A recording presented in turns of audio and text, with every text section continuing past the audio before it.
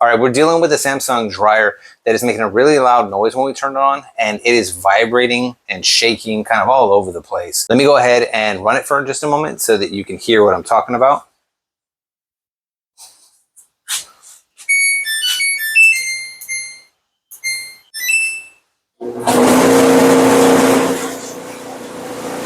So you can hear that loud noise. You can't really tell that the machine is vibrating a lot, but it is. So I know from my experience that usually if your machine is making that kind of a noise, and especially if it is vibrating that hard, it means that something is caught up in the fan. Now, one of the things that you'll notice is this lint trap right here, how it won't go down all the way. When I pull it out, try to stick it back down in there, it won't go down as far as it should. Now, the reason for that is there's probably a bunch of lint that is caught up down in the canister that houses the lint filter. And so what's happening is, because this won't go down all the way, it's leaving gaps in here on both sides for more lint to be able to pass through and not catch on the actual filter. And it's filling up the canister more and more. Now, at the end of the canister down over here is the opening for the fan and the blower housing. And more than likely what's happened is something has gotten sucked in there. Now, a lot of times it won't be lint, because if the lint goes in there, usually it will just spit out the backside into your wall. But more commonly, there will be something along the lines of like a dryer sheet that has gotten stuck in there. So let's go ahead and open it up and take a look at it. Okay, so the first thing you want to do is just go ahead and open that door. And you're gonna take a flathead screwdriver, or you can take a putty knife. There are clips that catch the lid that sit right about here and right about here. So you can stick this in there somewhere right along in that area and just tap it in and pop it up just like that. And then once you have one side up, it's a lot easier to get it in and pop it up on the other side. And then you can go ahead and lift your lid up. Now, the Samsung dryers that have the lid that pops up like this, you want to make sure that you put something behind it. I put another machine back here.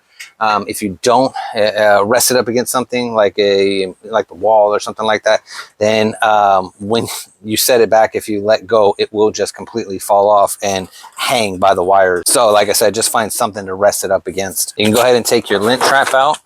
And then there's 3 screws that help hold this panel in place in the front. So one here, and one here. Take those 3 out.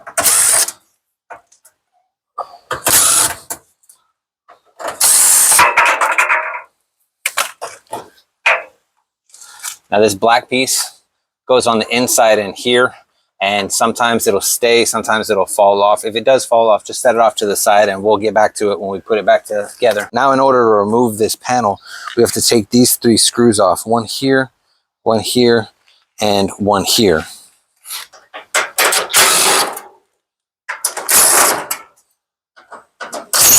You want to check these wires right here, and there are little clips that just wrap around to help keep them in place so they don't sag down and touch the drum. Just undo the one that is closest to the panel right here, as well as this one. And then your machine may or may not have this red wire. If it does, you want to go ahead and unclip it. That runs to the drum light.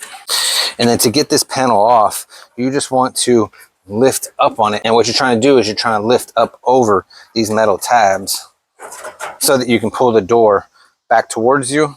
You lift it up, and you don't have to completely disconnect it. You can just bring it over here and set it off to the side. And then we want to take this canister off that houses the lint filter, and there's going to be 3 screws. One here, here, and over here.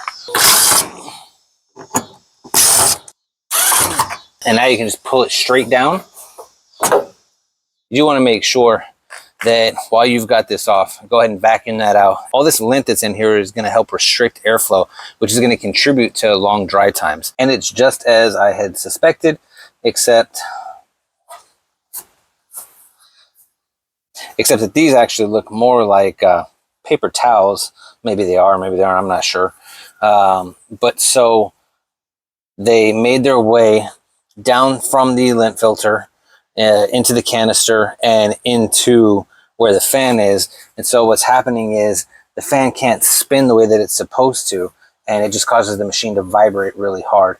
So we got these out. We'll throw those away. You want to look inside your fan, and I can see, like on this one, if you've got a bunch of lint that is in between the blades, that as well is adding weight to your fan, and it's going to cause it to continue to vibrate even more than it should.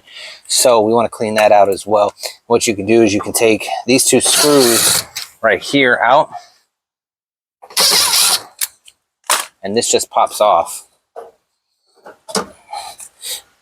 And then now we'll get a vacuum and clean all that out.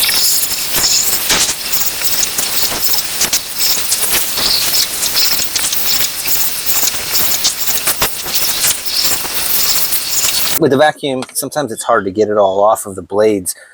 So what you can do is come in afterwards or even before and just take a flathead screwdriver and scrape it all off. Try to get as much of it off of the fan blades as possible, and then use the vacuum to suction it all out. Because if you don't, the first time you go to turn it on after you put it together, anything that's caught up in here, it'll just spit out into your wall, and then it's going to clog up the vent inside your wall, and you're going to have much bigger problems.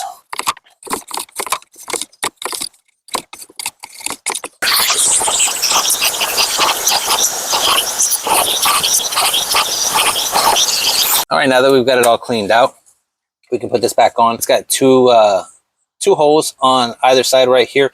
Those holes go towards the top. It's got a little tab right here that just goes down towards the bottom, and you just set it in there and line up the holes and screw it back in.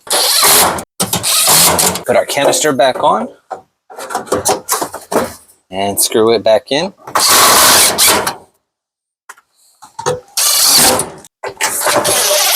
Go ahead and drop your lint filter back in there. Now see, it goes down all the way like it's supposed to. You can grab your door and pop it back on. There's a couple of metal tabs on the bottom coming up from the bottom of the dryer, and they're just going to go into little slits on the door. And just pop it on there like that, and then you just push this forward. And when you push it forward, you want to make sure that those tabs go into the holes so that it can hold it in place. And then put the screws back in.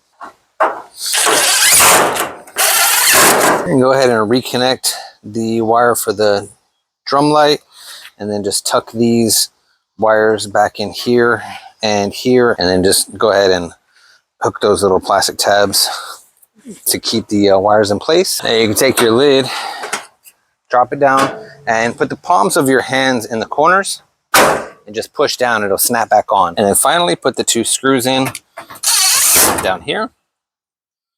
And if you had this little black piece that fell off on the inside, you can just put it just like this, tuck it in on the inside, and screw it in.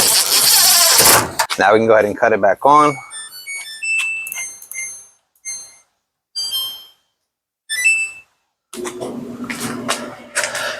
All right, so now everything is back to running exactly the way it should. I don't hear any loud noises. There's no excessive vibration. This is a repair that you can definitely do yourself, and you can very easily do this repair in under 10 minutes. So I encourage you, if you're having these symptoms, to at least attempt it yourself so you don't have to pay a technician a ton of money to come and check it out for you. So I hope that this video was helpful, and we'll catch you next time.